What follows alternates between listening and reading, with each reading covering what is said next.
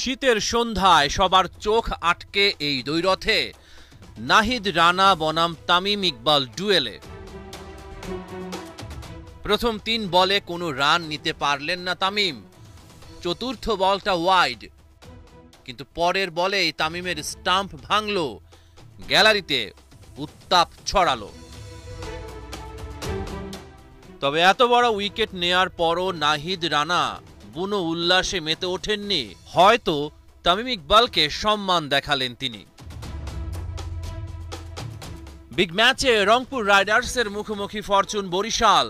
নাজমুল শান্তকে নিয়ে বরিশালের ইনিংস শুরু করেছিলেন তামিম ইকবাল। এই ম্যাচেও ব্যর্থ নাজমুল শান্ত, শেখ মেহেদীর বলে ক্যাচ দিল। তামিমের ব্যাটেই এগুতে থাকে বরিশাল। 5টা 4 আর একটা ছক্কা হাঁকিয়ে কাপ্তান তখন উত্তাল।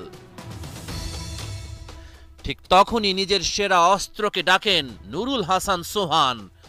নাহিদ রানার বলে আউট তামিম, নামের পাশে 18 বলে 28 রান। বরিশালের ইনিংসে গতি দিতে পারেননি মুশফিকুর রহিম আর কাইল মেয়ার্স। 78 রানে 5 উইকেট তুলে নেয় রংপুর রাইডার্স। ইফতিখার আহমেদের বলেই আউট ফাহিম আশরাফ। 2 পাণ্ডব ফিরে যাওয়ার পর মাহমুদুল্লাহ রিয়াদকে নিয়েই ছিল বরিশালের আশা। সাইলেন্ট কিলারকেও ফেরালেন নাহিদ রানা। শেষ দিকে 19 বলে 21 রান করেন মোহাম্মদ নবী। ফরচুন বরিশাল 124 রানের বেশি করতে পারেনি।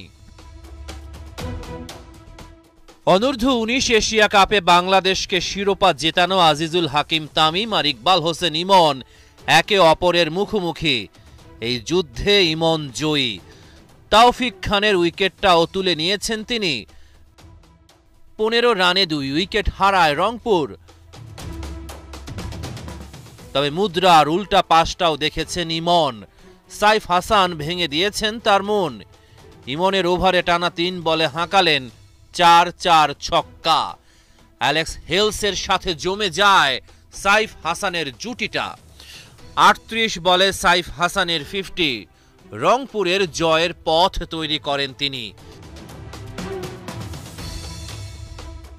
শেষ পর্যন্ত রংপুর রাইডার্সের সহজ জয়। 3 ম্যাচের 3টাই জিতে পয়েন্ট টেবিলের শীর্ষে ওরা।